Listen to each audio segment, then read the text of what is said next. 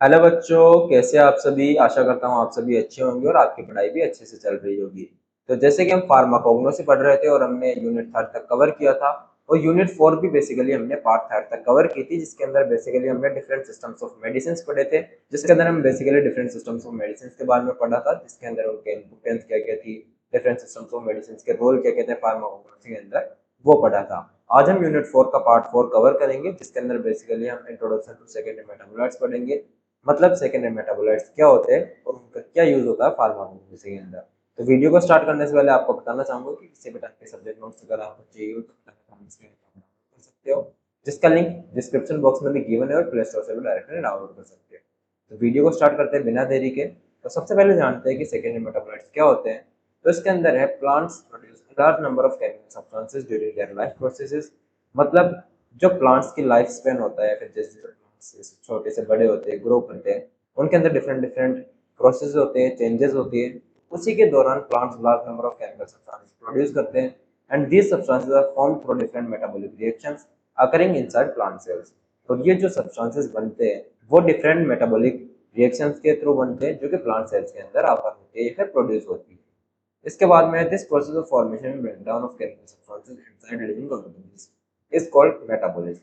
मतलब ये जो फॉर्मेशन और ब्रेकडाउन होता है केमिकल सब्सटेंसेस का लिविंग सेल्स के अंदर, माइक्रो ऑर्गेनिज्म के अंदर, इसी को मेटाबॉलिज्म बोलते हैं। इसके बाद में plant metabolism is divided into two major types. मतलब जो प्लांट मेटाबॉलिज्म होता है वो टू मेजर टाइप्स में डिवाइड किया गया है, जिसके अंदर है primary metabolism and secondary metabolism. इसके बाद में अकॉर्डिंगली प्लांट्स प्रोड्यूस, मतलब इन दोनों मेजर टाइप्स के अकॉर्डिंगली प्लांट्स प्रोड्यूस करते हैं प्राइमरी मेटाबोलाइट्स और सेकेंडरी मेटाबोलाइट्स। मतलब जो प्राइमरी मेटाबॉलिज्म होगा उसके थ्रू प्राइमरी मेटाबोलाइट्स प्रोड्यूस होते हैं, और जो सेकेंडरी मेटाबॉलिज्म होता है उसके थ्रू सेकेंडरी मेटाबोलाइट्स प्रोड्यूस होते हैं। तो इसके बाद में सबसे पहले अगर हम प्राइमरी मेटाबोलाइट्स की बात करें, जो कि प्राइमरी मेटाबॉलिज्म के थ्रू प्रोड्यूस होते हैं, तो इसके अंदर है primary metabolites are compounds directly involve in the normal growth, development, reproduction and survival of plants. मतलब प्राइमरी मेटाबोलाइट्स ऐसे कंपाउंड्स होते हैं जो कि प्लांट की नॉर्मल ग्रोथ, डेवलपमेंट और रिप्रोडक्शन और जो सर्वाइवल होता है प्लांट्स का, उसके अंदर डायरेक्टली इन्वॉल्व होते हैं। मतलब उनके ग्रोथ को सपोर्ट करते हैं और बेसिकली नेसेसरी होते हैं प्लांट्स के सर्वाइवल के लिए। This compounds are essential for life. और ये जो है प्लांट्स लाइफ के लिए ये कंपाउंड्स जो है बहुत इसेंशियल होते हैं, क्योंकि यही प्लांट्स की ग्रोथ में हेल्प करते हैं, रिप्रोडक्शन के अंदर हेल्प करते हैं और डेवलपमेंट के अंदर हेल्प करते हैं। Without primary metabolites plants can not survive.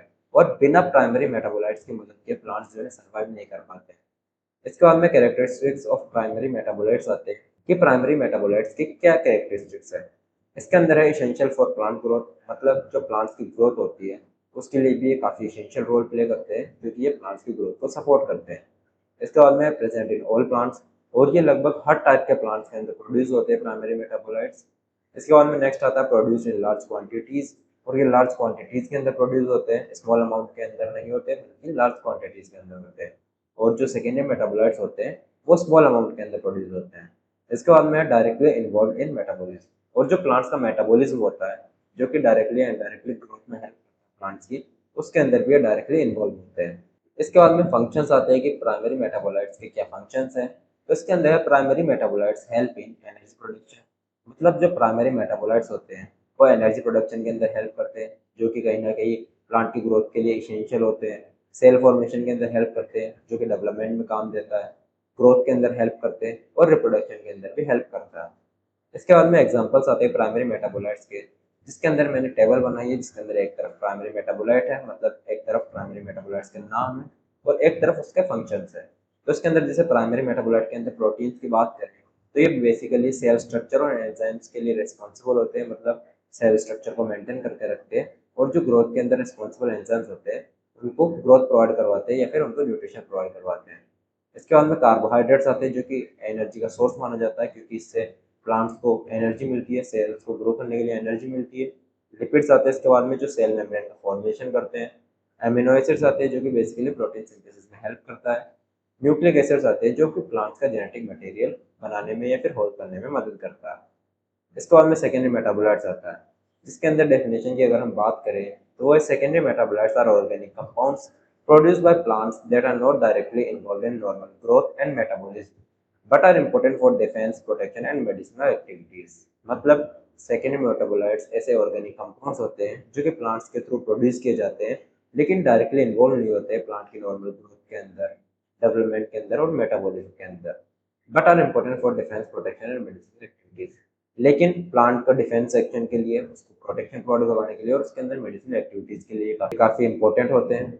इसके बाद में सिंपल अंडरस्टैंडिंग की अगर मतलब सिंपल भाषा में अगर हम समझे इसे, तो primary metabolites are necessary for plant survival.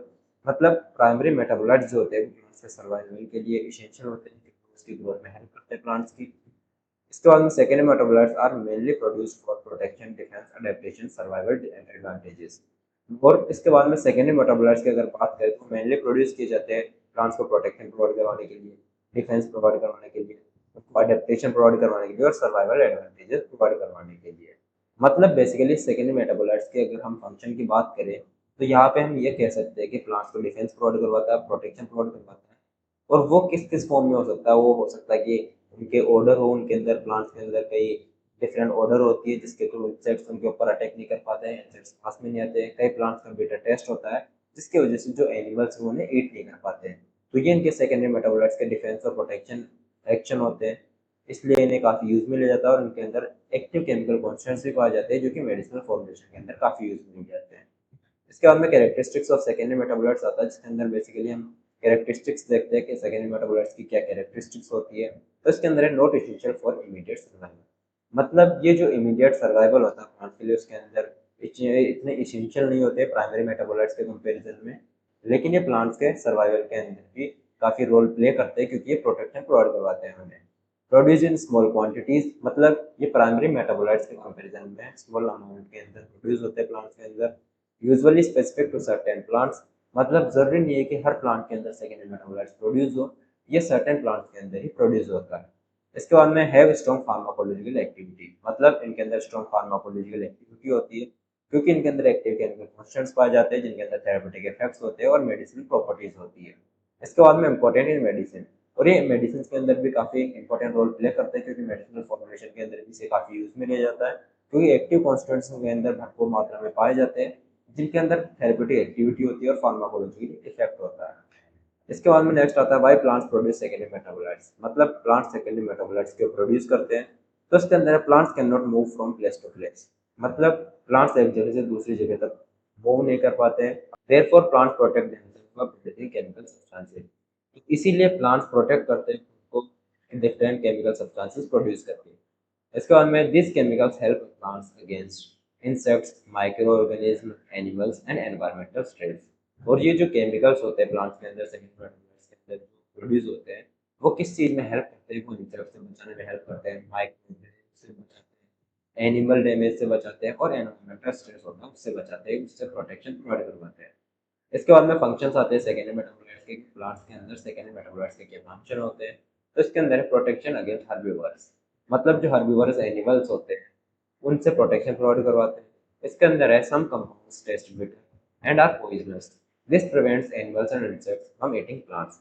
मतलब कुछ कंपाउंड्स कड़वे होते हैं टेस्ट के अंदर, जैसे नीम हम बोल सकते हैं, नीम भी कड़वा होता है टेस्ट के अंदर, एंड आर पॉइजनस, और कुछ पॉइजनस भी होते हैं, and this prevents animals and insects from eating plants. और इसी टेस्ट और ये पॉइजनस नेचर की वजह से प्लांट्स और एनिमल्स प्लांट्स को ईट नहीं कर पाते और वो बचे रहते हैं। इसके बाद में एग्जांपल की बात करें तो इसके अंदर एग्जांपल में alkaloid like nicotine protect tobacco plants, मतलब अल्कोलॉइड्स के अंदर निकोटीन है जो टोबैको प्लांट्स को बचाता है एनिमल्स से। इसके बाद में डिफेंस अगेंस्ट माइक्रो ऑर्गेनिज्म आता है कि माइक्रो ऑर्गेनिज्म भी डिफेंस प्रोवाइड करवाता है क्योंकि माइक्रो ऑर्गेनिज्म की ग्रोथ को ये रोकता है। इसके अंदर है secondary metabolites act as anti bacterial agents and anti fungal agents, मतलब जो सेकेंडरी मेटाबोलाइट्स होते हैं उनके अंदर मेडिसिनल प्रॉपर्टीज होती है तो वो एंटी बैक्टीरियल एजेंट्स और एंटी फंगल एजेंट्स के दोनों के फॉर्म में यूज में लिए जाते हैं, दोनों की तरह एक्ट करता है। तो जो माइक्रो ऑर्गेनिज्म होता है वो या तो मर जाते हैं या फिर उनकी ग्रोथ नहीं हो पाती properly। इसके बाद में अट्रैक्शन ऑफ पॉलिनेटर्स आता है जिसके अंदर coloured compounds and fragrant oils attract बीज, बटरफ्लाइज, इंसेक्ट्स फॉर पॉलिनेशन। मतलब कई सेकेंडरी मेटाबोलाइट्स के अंदर कलर कंपाउंड्स होते हैं, उनके अंदर डिफरेंट फ्रेग्रेंट ऑयल्स होते हैं जिनकी डिफरेंट ऑनर या फ्रेग्रेंस होती है। वो क्या करते हैं कि बीज, बटरफ्लाइज और इंसेक्ट्स को अट्रैक्ट करते हैं ताकि प्लांट्स के अंदर पॉलिनेशन हो सके। इसके बाद में प्रोटेक्शन अगेंस्ट यूवी रेडिएशन, मतलब ये यूवी रेडिएशन के अगेंस्ट प्रोटेक्शन प्रोवाइड करवाता है। इसके अंदर है सम मेटाबोलाइट्स अब्जॉर्ब हार्मफुल सनलाइट, मतलब कुछ सेकेंडरी मेटाबोलाइट्स ऐसे होते हैं कि जो हार्मफुल सनलाइट को ऑब्जर्व कर लेते हैं, जो यूवी रेज निकलती है सन से या सनलाइट से उसे ऑब्जर्व कर लेते हैं। इसके बाद में एलिलोपैथिक एक्शन आता है, जिसके अंदर some plants release chemicals that inhibit growth of nearby plants. मतलब कुछ प्लांट्स ऐसे केमिकल्स या फिर ऐसे मेटाबोलाइट्स रिलीज करते हैं जिसकी वजह से जो आसपास के प्लांट्स होते हैं उनकी ग्रोथ रुक जाती है। इसके बाद में इंपॉर्टेंस ऑफ सेकेंडरी मेटाबोलाइट्स आता है कि मेडिसिन के अंदर सेकेंडरी मेटाबोलाइट्स की क्या इंपॉर्टेंस होती है, क्या रोल प्ले करते हैं। इसके अंदर है secondary metabolites are extremely important in pharmacognosy because most medicinal activities of plants are due to this components. मतलब सेकेंडरी मेटाबोलाइट्स बहुत ही एक्सट्रीमली इंपॉर्टेंट होते हैं या फिर बहुत ही महत्वपूर्ण होते हैं फार्माकोगनोसी के अंदर, क्योंकि because most medicinal activities of plants are due to this compounds. क्योंकि जो ज़्यादातर मेडिसिनल एक्टिविटीज होती है plants की, वो इन्हीं कंपाउंड्स की वजह से होती है, क्योंकि सेकेंडरी मेटाबोलाइट्स के अंदर ही एक्टिव केमिकल कॉन्स्टेंट्स पाए जाते हैं जिनके अंदर थेरेपेटिक इफेक्ट्स होते हैं या फिर फार्माकोलॉजिकल एक्टिविटी होती है। इसके बाद में मेडिसिनल यूजेस की बात करें तो यूज एज एनाल्जेसिक्स, ये एनाल्जेसिक्स के फॉर्म में यूज में ले जाते हैं। एंटी कैंसर ड्रग्स के फॉर्म में भी यूज में ले जाते हैं, एंटी कैंसर ड्रग्स फॉर्मुलेशन में यूज में ले जाते हैं। एंटी मलेरियल एजेंट्स के फॉर्म में यूज में ले जाते हैं। एंटी माइक्रोबियल्स हो गए, कार्डियक स्टिमुलेंट्स हो गए और एंटीऑक्सीडेंट्स हो गए। इसके बाद में नेक्स्ट एग्जांपल्स की अगर हम बात करें तो टेबल फॉर्म में हम समझे तो एक कंपाउंड है, फिर उसका सोर्स है और उसके यूजेस है। तो कंपाउंड में मॉर्फिन की अगर हम बात करते हैं, इनसे में ऑक्टेन होता है और इसका मेन यूज क्या होता है कि ये पेन से रिलीफ पाने में हमारी मदद करती है। इसके बाद में क्विनिन आता है जो कि शिंक्वानासिन में ऑक्टेन होती है और बेसिकली ये एंटी मलेरियल होती है, फिर एंटी मलेरियल फॉर्मुलेशन में यूज में ली जाती है और मलेरिया के ट्रीटमेंट में हेल्प करती है। इसके बाद में डाइजोक्सिन आता है जो डिजिटलिस से हमें ऑक्टेन होता है और बेसिकली ये हार्ट डिजीज के रिलीफ पाने में हमारी मदद करता है, मतलब हार्ट हेल्थ मेंटेन रखती है ये। और उसके बाद विनक्रिस्टिन आता है जिसके अंदर कैथरांथस, मतलब ये कैथरांथस से ऑब्टेन होती है और एंटी कैंसर के फॉर्म में यूज में ली जाती है। तो ये थी हमारे आज की वीडियो, आशा करता हूँ आपको समझ में आया होगा। अगर फिर भी किसी टाइप का डाउट हो तो कमेंट सेक्शन में हमसे रीच आउट कर सकते हो। हम कोशिश करेंगे कि आपके पूरे डाउट क्लियर हो। और साथ ही आपको बताना चाहूँगा कि किसी भी टाइप के सब्जेक्ट आपको चाहिए हो तो कर सकते हो, जिसका लिंक डिस्क्रिप्शन बॉक्स में भी गिवन है और प्ले स्टोर से डायरेक्टली डाउनलोड कर सकते हो। साथ ही आपको बताना चाहूँगा कि टेलीग्राम चैनल का लिंक भी डिस्क्रिप्शन बॉक्स में गिवन है, वहाँ से वो भी ज्वाइन कर सकते हो। वहाँ पे भी रेगुलर अपडेट्स आपको मिलते रहते हैं। Thank you.